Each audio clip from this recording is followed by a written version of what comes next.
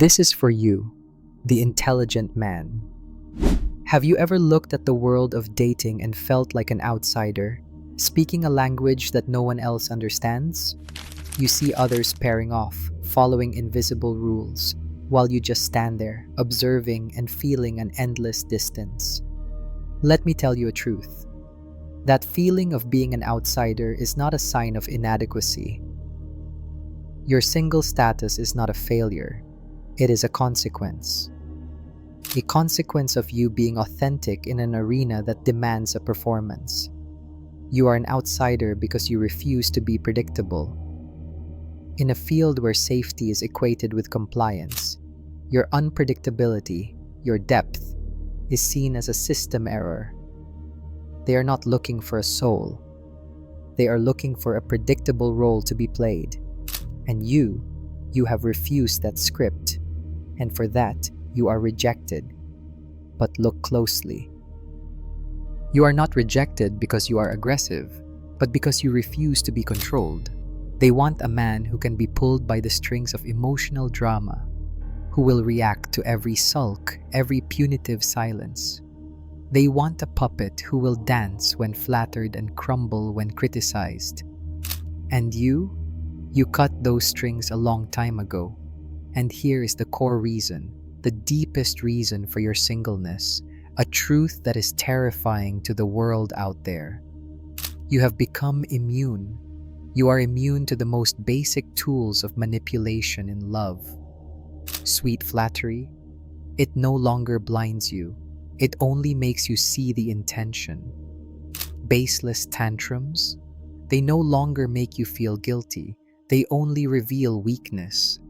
The pressure to prove yourself, to pursue, to conquer, you have seen through it as a game of broken egos.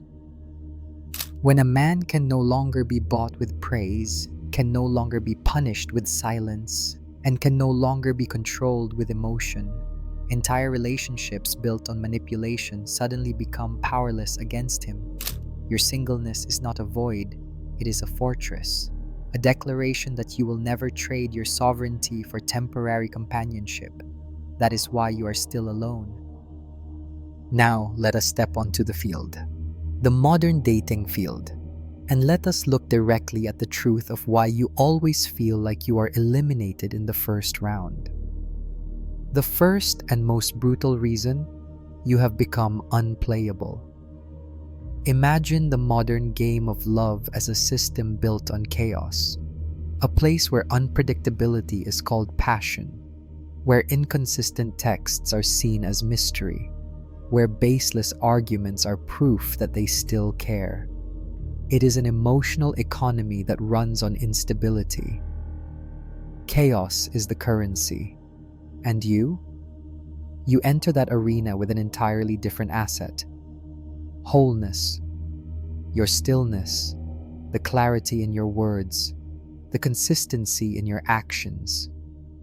They are like solid gold in a market that only trades in junk paper. They have no value here. Worse, they break the entire game. Your wholeness is a silent insult to souls that are still broken. Your stability exposes the emptiness in their drama. And so, to protect the game, the system must eliminate you.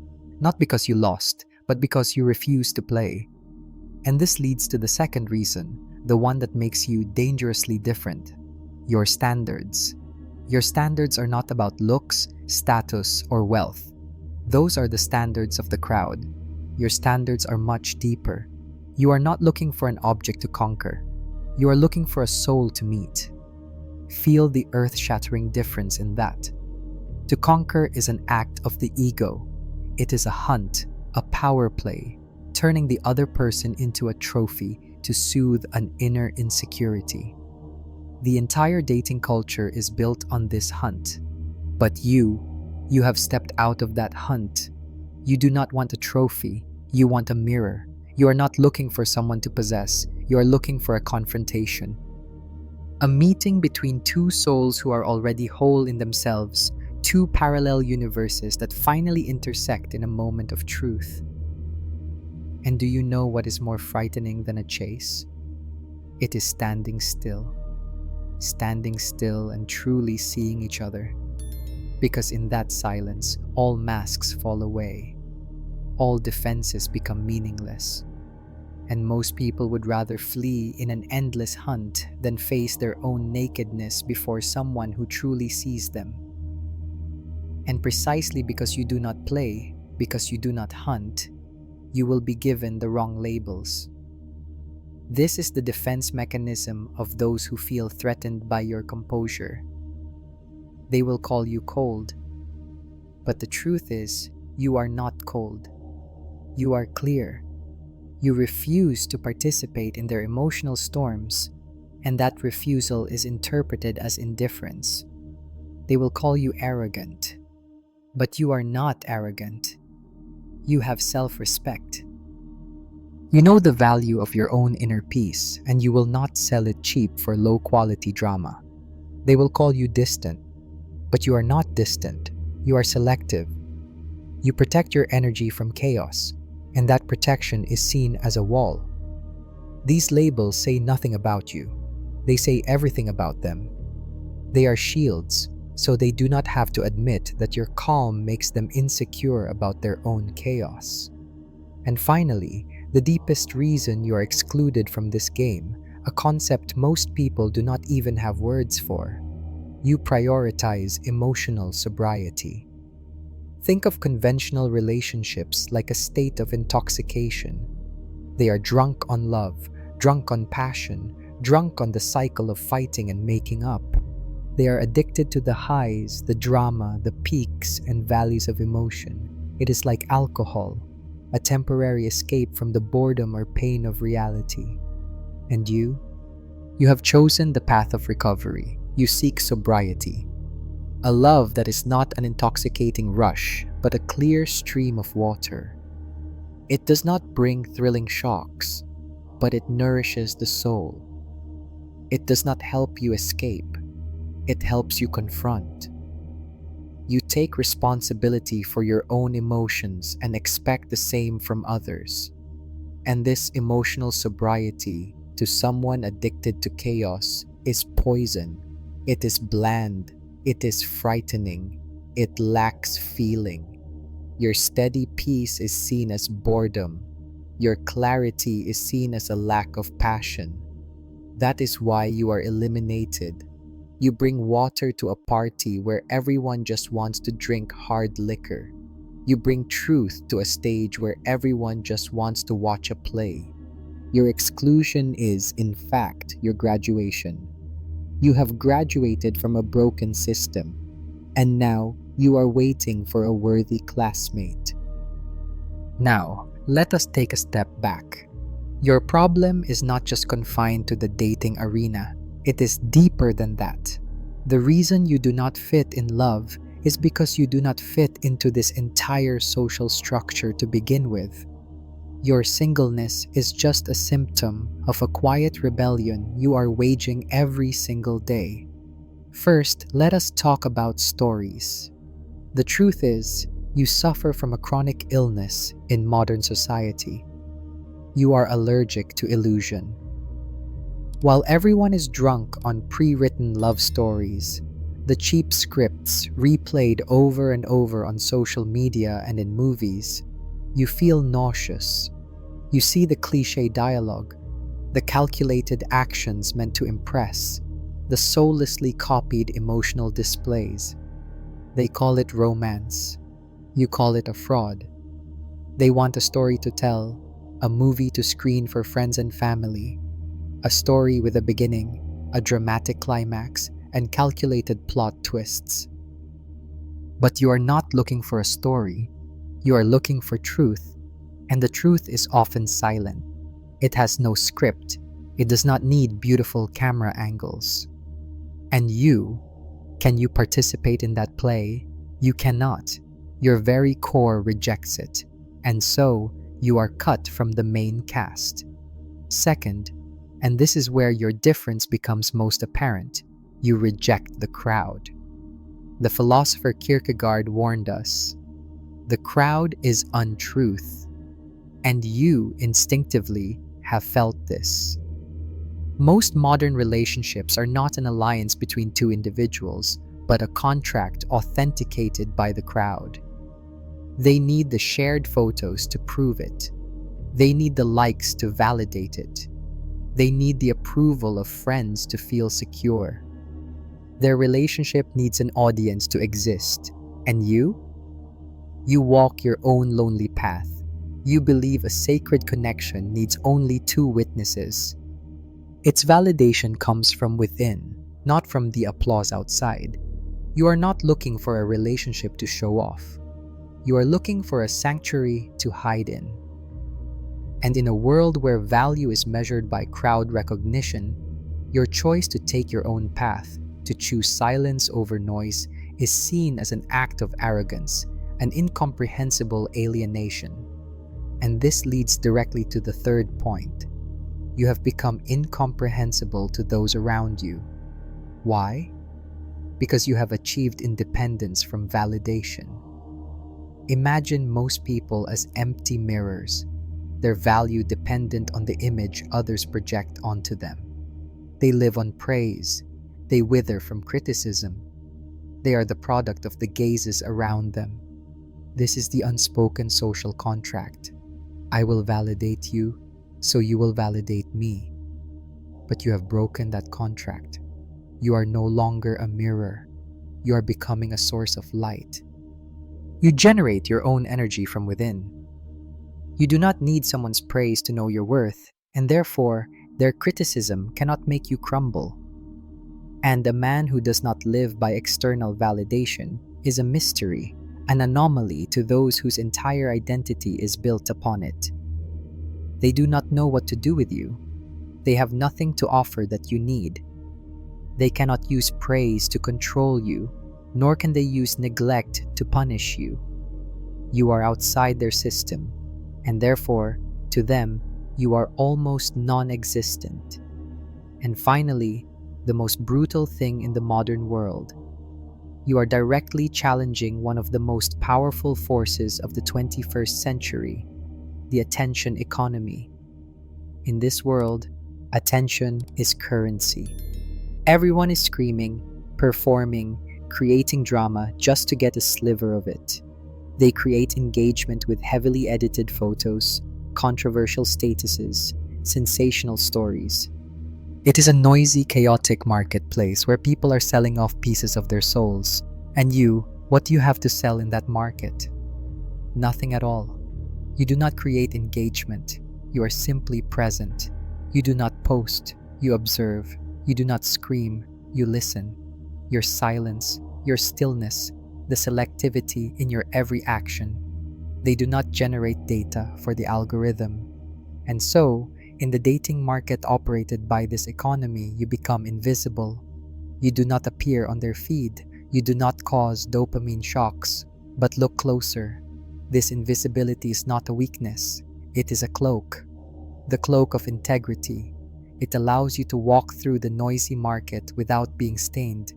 It helps you stay away from the souls who are desperately selling themselves for attention. You do not fit because you were not made to fit into a box that is already broken. You were made to build a kingdom of your own, and now we will talk about that kingdom. And now we arrive at the final destination of this path, a place most people never reach. This is not just a dating strategy. This is a transformation of your entire being. This is the ultimate power of wholeness. For years, perhaps you did not realize it, but you were on a hunt for a woman's validation to feel like a man. But your journey, your pain, your solitude, they have forced you to change. The external hunt has ended, and a pilgrimage deep into your own self has begun. This is the first and most important great shift. Your journey is no longer about finding a woman. It has become the journey of finding your own being. You have shifted from asking, "How do I get her to choose me?" to the more sacred question, "Who am I?" And as you begin to answer that question honestly, the entire dating universe begins to shift around you. And this leads to a liberating yet terrifying truth. You stop looking for your other half. Remember that feeling. The emptiness, the abyss of lack, the toxic belief that you are only one half, that you need someone else to be complete. That is the greatest lie sown into the souls of men. The lie that turns you into an emotional beggar, wandering, searching for a missing piece to fill your own void.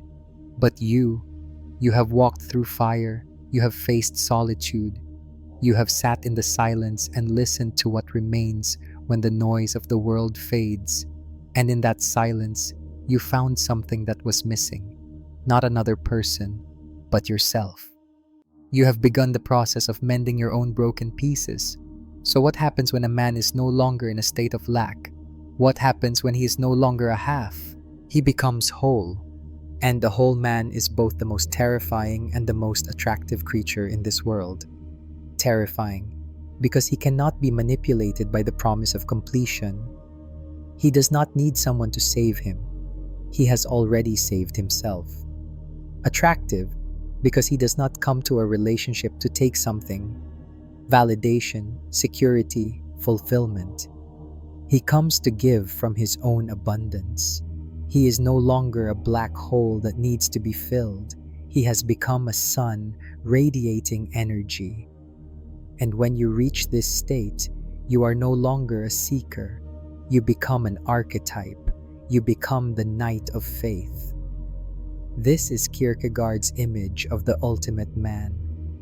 One who walks the world with an inner fire, a certainty that comes not from logic or social approval, but from a deep, unshakable connection to his own truth. The knight of faith does not need a relationship to validate his worth. He does not need a woman's love to feel masculine. His value is not something that can be given or taken away. It is a state of being. His flame burns steadily, whether he is alone on a mountaintop or in the middle of a noisy party. Do you understand the difference? The broken man seeks a relationship to feel worthy. The knight of faith enters a relationship because he is already worthy. Love is not his crown. It is merely one of the jewels on the crown he has already forged for himself. And this is the final destination of the journey. The peak of power. You achieve inner sovereignty. You become the king of your own inner kingdom. Every thought, every emotion, every action follows your laws, the laws of truth, of honor, of integrity. You are no longer a colony invaded by external opinions or emotional storms. You are an impenetrable fortress, and from this throne, the way you look at love changes completely. You no longer seek someone to rule or someone to submit to. You are not looking for a subject. You are looking for an equal. You are looking for a partner who is already seated on their own throne. You are searching for a queen for your king, someone who has walked through her own fire, fought her own demons, and built her own kingdom. Such a relationship is no longer about dependence. It is an alliance between two sovereign beings, two forces of nature, meeting not out of necessity, but out of mutual recognition and respect. This is the deepest reason you are single. You are not waiting for someone to fill a void. You are becoming a kingdom yourself. And you are waiting for another kingdom worthy of you. And so, we have come to the end of this path. If you have listened this far, it is not a coincidence. It is a recognition. You have heard the echo of your own soul in these words. Now, let me tell you one final truth. A truth that will change the way you look at your solitude forever. The moment you chose yourself, you flipped the entire board. The dating game, with all its hidden rules and invisible expectations, is over. You are no longer a player trying to win. You have become the new rule setter. You are no longer the one begging for approval. You have become the one who grants it. You are no longer hoping to be invited to the party. You are the party. This power shift, though silent, carries the force of an earthquake. It changes everything. You no longer walk into a room and wonder if they will like you. You walk in and wonder if you will like them. And on this journey, you have learned one of the most sacred lessons, a lesson most people live their entire lives without ever understanding. You have learned that true happiness is not found in having a partner. True happiness lies in not betraying yourself to get a relationship. You have learned that the peace of a solitary evening in the silence of your integrity is worth 1,000 times more than the fake noise of a wrong companionship. You have learned that the emptiness you once feared is actually purity, a sacred space unstained by compromise and lies. And the price of entering an unworthy relationship is losing this peace. And you have decided that price is too high. And here is the truth for you. Let the crowd have their fleeting romances. Let them have their fans and their temporary applause. You were not made for the crowd. You were forged for something else. You will not be for the many, but you will be a king in the eyes of a true queen. Listen carefully. You are not looking for a fan to admire your throne.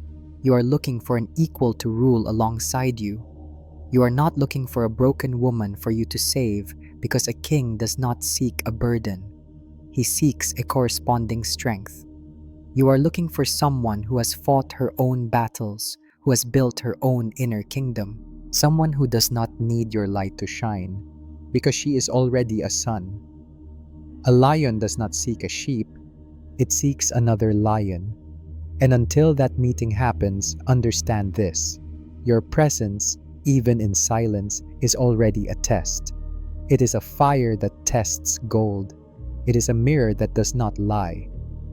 For those who are not a match, for those still wearing masks, for those who live on drama and falsehood, your silence will be unbearable to them. Your authenticity will push them away. Your presence, naturally, will purify your circle of that which is unworthy. But for the one who is worthy, for that rare soul who is also walking her own path, who is also yearning for truth, your presence will be a wake-up call. Your silence will echo in her silence. Your wholeness will recognize her wholeness. So let them ask.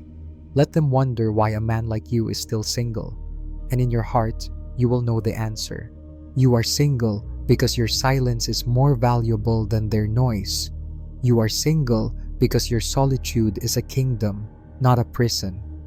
You are single because you refuse to lower your standards to fill a temporary void. You are single because you are not waiting for a bandage. You are waiting for another crown. You are not single because no one wants you. You are single because you have not yet been met by your equal.